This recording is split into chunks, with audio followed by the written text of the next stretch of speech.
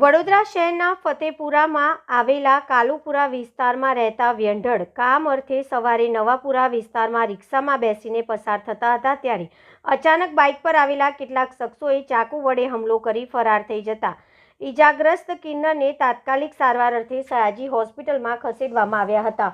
આ મામલે નવાપુરા પોલીસે વધુ તપાસ હાથ ધરી છે। વડોદરા શહેરના કાલુપુરા ફતેપુરા શિવાજી હોલ પાસે રહેતા સિમરન કુંવર માહેરા કુંવર કિન્નર આજે સવારે શહેરના નવાપુરા વિસ્તારમાં આવેલી રાજરત્ન સોસાયટી રોડ પરથી રિક્ષામાં બેસીને પસાર થતા હતા। દરમિયાન અજાણ્યા ઈસમો બાઇક પર આવી ચાકુ વડે ફરિયાદી પર હુમલો કરતા ડાબા પગના ઢીંચણ ઉપરના ભાગે ગંભીર ઈજાઓ પહોંચી હતી। ઈજાઓના પગલે રિક્ષા ચાલકે તાત્કાલિક કિન્નરને વડોદરાની સયાજી હોસ્પિટલમાં સારવાર અર્થે ખસેડ્યા હતા।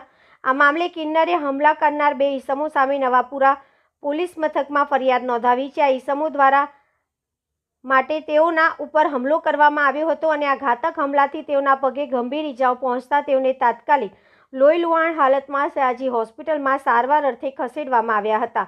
આ મામલે નવાપુરા પોલીસની ટીમે ગુનો નોંધી વધુ તપાસ હાથ ધરી છે। નવાપુરા પોલીસ મથકના પીઆઈ BM પરમારે જણાવ્યું હતું કે હાલમાં મામલે તપાસ કરવામાં આવી રહી છે। જે ઈસમો દ્વારા હુમલો કરવામાં આવ્યો છે તેઓની શોધખોળ ચાલી રહી છે। पुलिस द्वारा आसपासना CCTV तपासवामा आवी रहा है। मेरा नाम सिमरन है, मैं कालूपुरा रहती हूँ। मैं बधाई के ऊपर गई थी, बधाई के ऊपर जाके और बधाई उधाई ले ली थी मैंने। उसके बाद में जाके रोड ऊपर आई, मेन रोड के ऊपर, तो मुझे चाकू मार दिया।